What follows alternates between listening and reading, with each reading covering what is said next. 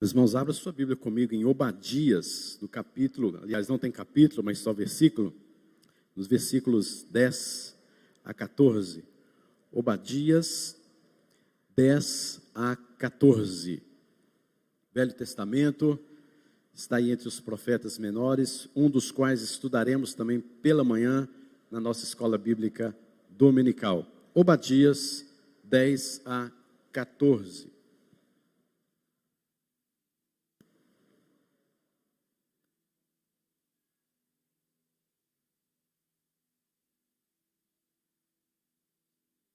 Obadias 10 a 14 nos diz: por causa da violência feita a teu irmão Jacó, cobrir-te-á a vergonha, e serás exterminado para sempre. No dia em que, estando tu presente, estranhos lhe levaram os bens e estrangeiros lhe entraram pelas portas, e deitaram sorte sobre Jerusalém. Tu mesmo era um deles. Mas tu não devias ter olhado com prazer para o dia do teu irmão, o dia da sua calamidade, nem ter te alegrado sobre os filhos de Judá no dia da sua ruína, nem ter falado de boca cheia no dia da angústia. Não devias ter entrado pela porta do meu povo no dia da sua calamidade. Tu não devias ter olhado com prazer para o seu mal no dia da sua calamidade, nem ter lançado mão nos seus bens no dia da sua calamidade. Não devias ter parado nas encruzilhadas para exterminares os que escapassem, nem ter entregado os que lhe restassem no dia da angústia. Senhor Deus, fale profundamente aos nossos corações nesta manhã, fortaleça a nossa alma, edifica-nos, em nome de Jesus é que oramos, amém, Senhor. Meus irmãos, eu quero falar nesta manhã sobre uma amarga trajetória de um povo, de uma família que nunca aprendeu a amar. A triste trajetória, a amarga caminhada de uma família, de um povo que nunca aprendeu a amar. Há pessoas que afirmam que não se aprende a amar, apenas amamos. Claro que naturalmente, nós, por natureza, nós amamos as pessoas, amamos coisas, amamos circunstâncias, mas o fato é que a nossa natureza, sendo pecaminosa, nós podemos amar de uma forma completamente errada e equivocada. Todo o nosso ser foi atingido pelo pecado, logo, até mesmo a maior demonstração de amor que eu possa ter, por mais sinceridade de demonstração que eu possa ter, este amor ainda tem manchas do pecado, ele ainda é defeituoso. O verdadeiro, o perfeito amor, somente em Cristo Jesus. Então nós precisamos sim aprender a amar. Se você não aprende a amar, você pode cair numa idolatria. E você acha que simplesmente é amor. Se você não aprende a amar, você pode até mesmo deixar de amar. Você pode, no lugar do amor, colocar a raiva, o ódio, a inimizade. Pessoa que um dia você amou em amizade, em consideração, hoje você tem raivas ou rancor ou mágoas que não foram tratadas. Porque nós não aprendemos a amar e o nosso amor é defeituoso. Se você não aprender de fato a amar, você também pode se decepcionar facilmente com as pessoas, com coisas, com circunstâncias. E além do mais, precisamos também aprender a nos amar. Temos sempre que tomar o cuidado com a idolatria, devemos sempre tomar o cuidado no fato de deixarmos de amar. E precisamos tomar cuidado, queridos, para que nós não nos decepcionemos de tal forma, porque nós não soubemos lidar com o amor de Cristo, de Deus, implantado em nosso coração por meio do Espírito Santo. Se você não souber amar, você pode até mesmo, aqueles que estão próximos a você, cair numa vida amarga e sem sentido. Se você não souber amar, você pode fazer tropeçar alguém. Se você não souber amar, você pode afundar mais a vida de alguém. E é exatamente sobre este tema que o livro de Obadias vem tratando, porque houve lá atrás, há vários anos atrás, 2 irmãos e os seus pais que não souberam amar verdadeiramente uns aos outros. E ele vem nos trazendo neste livro uma mensagem solene, grandes lições, mas também verdadeiros alertas, juízos de Deus, mensagens de juízo divino que cairia sobre um destes irmãos, que agora é chamado de Edom. O grande erro, queridos, da família é que houve um equívoco cometido pelos pais, Isaque e Rebeca. Este era um casal exemplar, e tiveram um encontro muito romântico, muito lindo, maravilhoso, mas um dia, Isaque, indo para alguma região de Gerar, tendo que passar por algumas outras regiões, ele mentiu acerca da sua esposa Rebeca e entregou Rebeca, dizendo que era a sua irmã. Depois deste evento, o comentário, o diálogo, a comunicação em casa modificou-se completamente. Tudo mudou no relacionamento entre Isaque e Rebeca após este episódio. E o que acontece é que Rebeca agora vai ter 2 filhos. Ela tem Esaú e Jacó.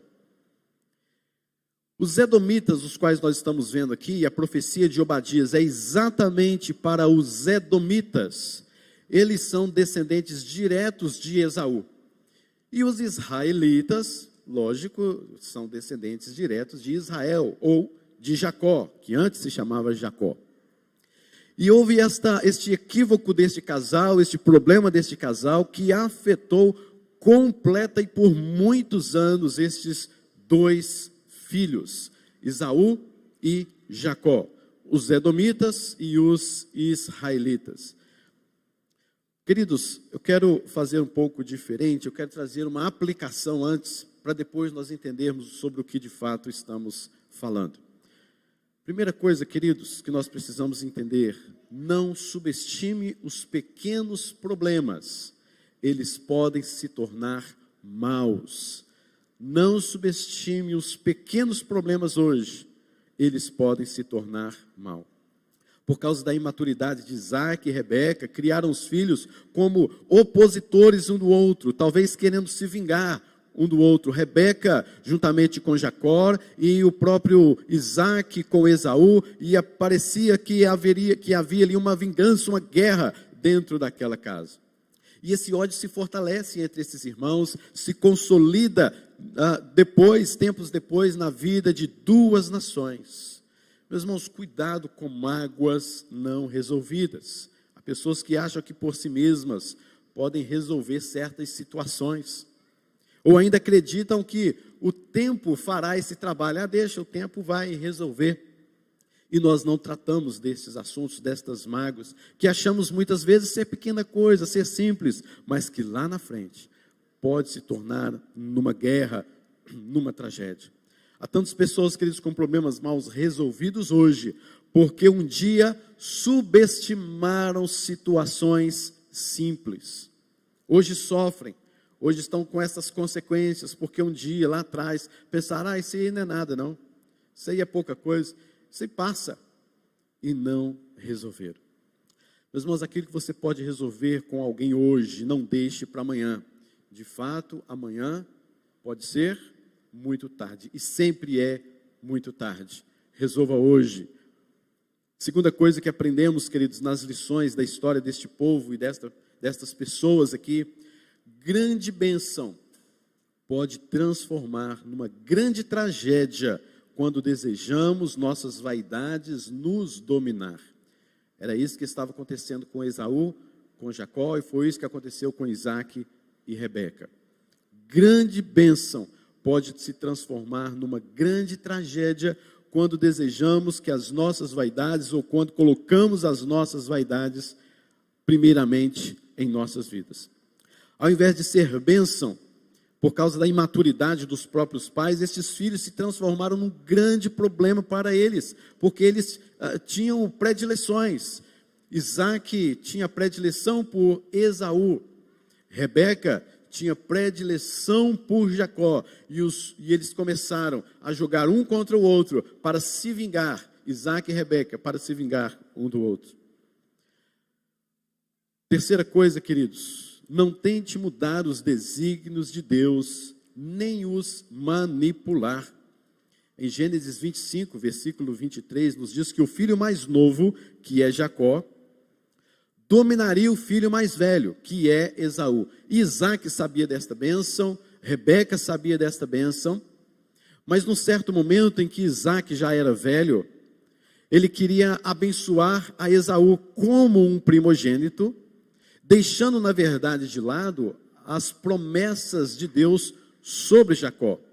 Então ele não dá simplesmente a bênção da primogenitura, mas ele quer manipular a promessa de Deus na vida de Esaú, para que de fato o Esaú, seu predileto, fosse, com sua vaidade, fosse então o melhor, o abençoado. E ele então Rebeca então ouve esta conversa entre Isaac e Esaú, esta bênção que ele iria dar, e Rebeca imediatamente chama Jacó, diz que ouviu esta conversa, e fala assim: você vai pegar 2 cabritos, nós vamos fazer uma sopa aqui, você vai pegar as peles desses cabritos, vai colocar em seus braços, em seu corpo, a ponto que quando seu pai, já cego, já avançado em dias, tocar você, ele vai pensar que é Esaú, e até mesmo isso acontece. E aí a gente começa a ver, queridos, a fuga de Esaú, a fuga de Jacó, e agora começam a nascer povos dentre esta família, e a coisa fica feia. A coisa não fica legal no decorrer do tempo. Porque alguém, Isaac, porque outro alguém, Rebeca, tentou manipular os desígnios, os decretos, as promessas de Deus, porque alguém desejou sair do centro da promessa de Deus. Em Gênesis 25, 22, onde fala sobre estes gêmeos, Esaú e Jacó, diz já que no próprio ventre deles, eles já brigavam. Já no próprio ventre deles havia batalha, havia guerras. E esta batalha, esta guerra, continua por muito tempo. Então esta luta entre Edom e Israel começou no ventre de Rebeca. Ali já foi o primeiro campo de batalha. Essa semente minúscula se transforma num terrível potencial de guerra. Meus irmãos, foram mais de 2000 anos em guerras constantes dos povos que saíram destas duas pessoas, Esaú e Jacó. Gênesis 27, 41 fala: passou Esaú a odiar Jacó por causa da bênção com que seu pai o tinha abençoado, e disse consigo: vem próximos os dias de luto de meu pai, então matarei Jacó, o meu irmão. Já pensou isso dentro da família? Isso dentro de casa? A vingança, o ódio, a falta de amor, a falta de atenção, e agora não fica simplesmente, este problema não resolve, este problema não tem a sua solução ali naqueles dias, e nunca teve. E por isso acontecem tantas coisas na vida destes homens e na vida deste povo. Os israelitas, os descendentes de Jacó, vão para o Egito, ficam ali 400 anos e são libertos por meio de Moisés. E eles precisam então, naquela caminhada, naquela jornada pelo deserto, eles precisam passar pelo território que agora é chamado de Edom, que são os filhos de Esaú.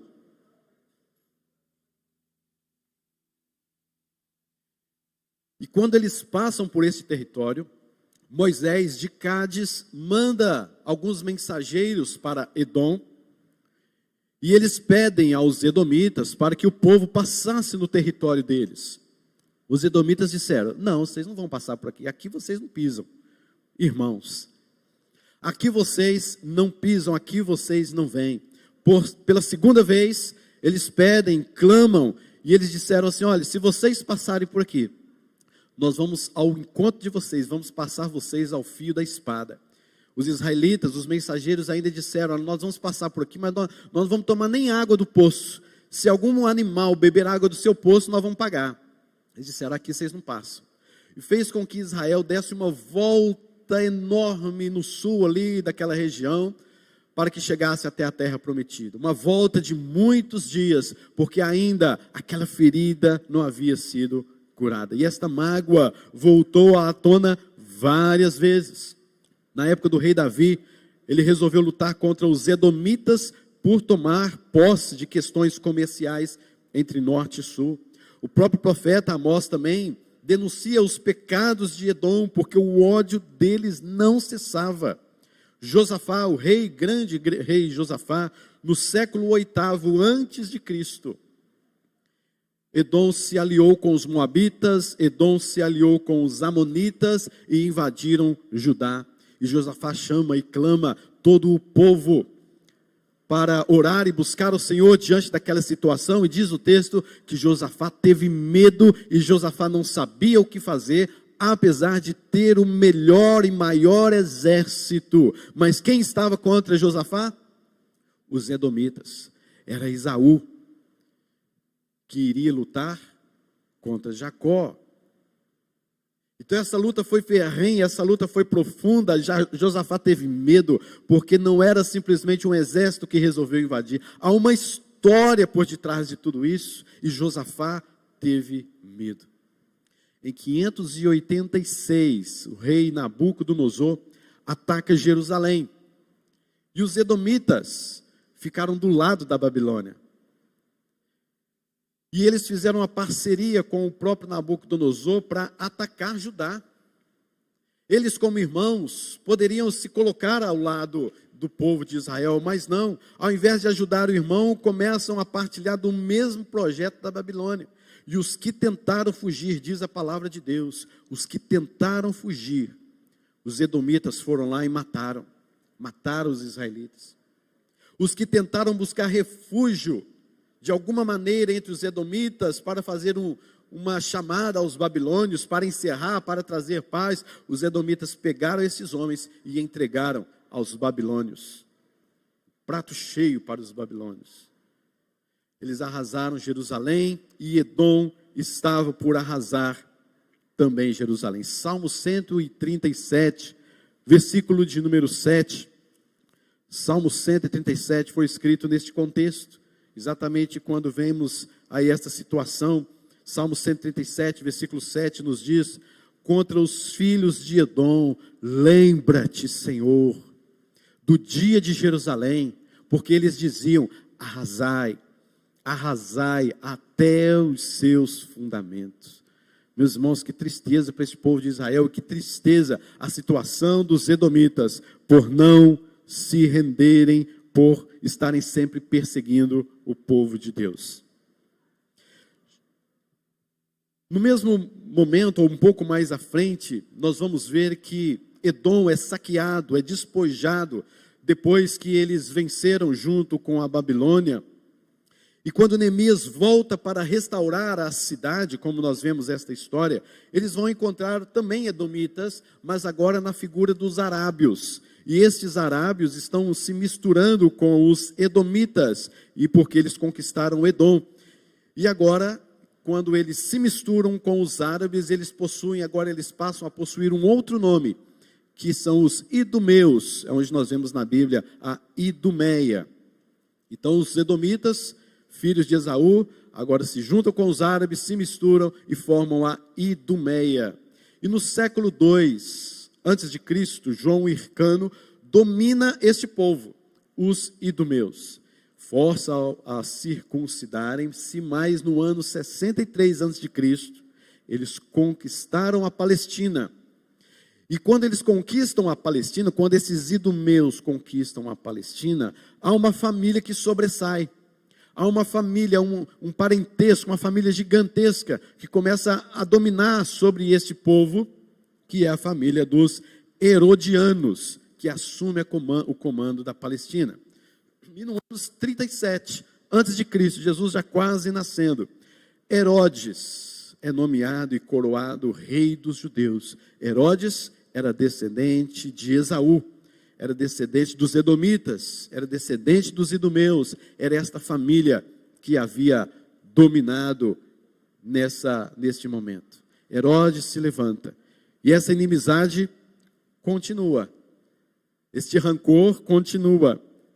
E o Novo Testamento, então, quando você abre Lucas, por exemplo, já no seu capítulo de número 1, capítulo de número 2, você já vai logo perceber que há ali o domínio de um rei edomita, de um Herodes dominando. O que ele faz? Esse primeiro Herodes manda o quê?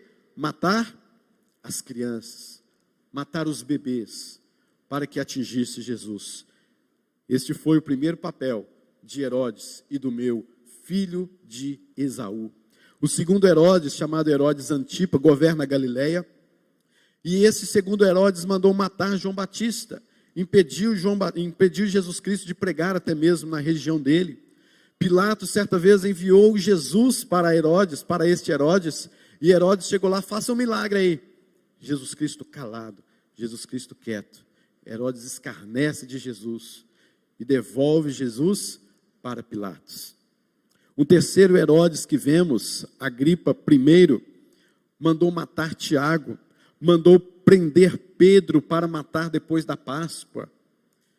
E ele morreu ovacionado pela multidão, comido de vermes, em plena avenida, em plena praça. Esse era o outro, o terceiro Herodes, Agripa I, filho de Esaú, filho de Edom, filho dos idumeus da família herodiana. O quarto Herodes, Agripa II.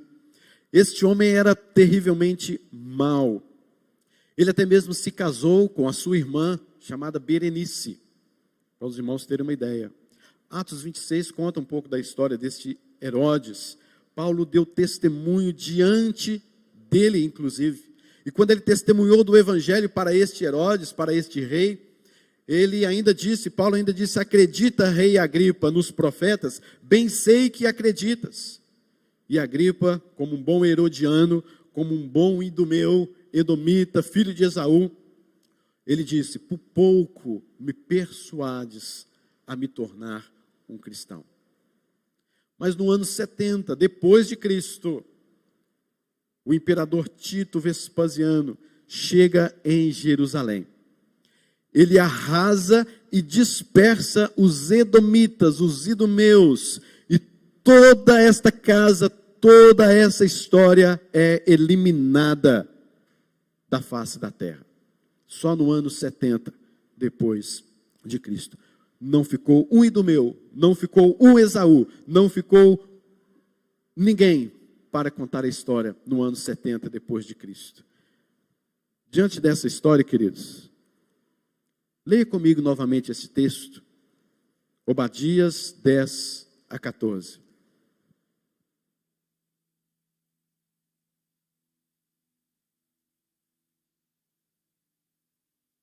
Por causa da violência feita a teu irmão Jacó, cobrir-te-á a vergonha, e serás exterminado para sempre. Aconteceu isso no ano 70, depois de Cristo, o imperador Tito. No dia em que, estando tu presente, estranhos lhe levaram os bens, estrangeiros lhe entraram pelas portas, deitaram sorte sobre Jerusalém, tu mesmo era um deles. Mas tu não devias ter olhado com prazer para o dia do teu irmão. Salmo 137, versículo 7. O dia da sua calamidade, quando os babilônios vieram e os buscaram e fizeram aliança com ele para arrasar Israel. Nem ter te alegrado sobre os filhos de Judá no dia da sua ruína, o cativeiro babilônico.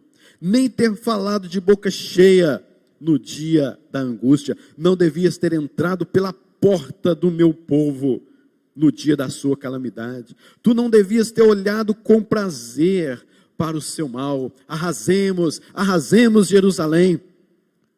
Nem ter lançado mão dos seus bens no dia da sua calamidade. Não devias ter parado nas encruzilhadas para exterminarem os que escapassem, ao entregarem estas pessoas para os babilônios. Nem ter entregado os que lhe restassem no dia da angústia.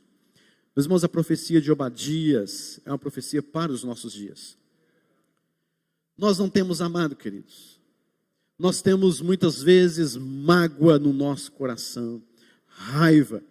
Nós não resolvemos isso hoje, nós deixamos isso de lado. Nós muitas vezes criamos certos problemas, temos certas dificuldades para lidarmos e começamos a construir uma história, um tijolo, uma estrutura que mais tarde pode se transformar numa guerra. Talvez muitos de nós estão já vivendo esta guerra. Talvez muitos de nós estão ainda naquela semente, plantando alguma coisa para que mais tarde há de colher.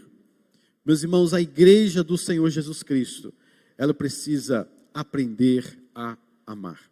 Nós não aprendemos a amar. Então tome cuidado, aprenda segundo a palavra de Deus o que é o verdadeiro amor. O tema da nossa igreja é fé, esperança e amor. Precisamos aprender sobre a fé. Precisamos aprender sobre a esperança. E é claro, devemos aprender sobre o que é amor. Porque ódio, raiva, talvez um rancorzinho simplesmente, pode se tornar na sua vida um problema muito grave, muito sério, como aconteceu durante 2000 anos. Dentro de nossas casas, dentro das nossas famílias, nós estamos vendo coisas parecidas. Famílias se desestruturando por falta de amor, por falta de consideração. Famílias se destruindo porque há predileções, famílias se destruindo porque quer vingança, famílias se destruindo, se separando, preferem viver longe, não porque simplesmente é bom viver longe da família e etc, mas querem viver longe porque tem raiva, porque não quer ver mais os seus parentes, porque não quer ter mais uma continuidade dentro da sua casa de amor, de bondade, de misericórdia, e podemos ver isso dentro de algumas igrejas também, pessoas dividindo igrejas, pessoas fazendo bagunças dentro da igreja, porque não sabem amar, porque um dia fizeram com que a vaidade em seus corações dominasse. E um problema começa dentro da igreja, aquele problema não é tratado, lá na frente ele pode se tornar mal.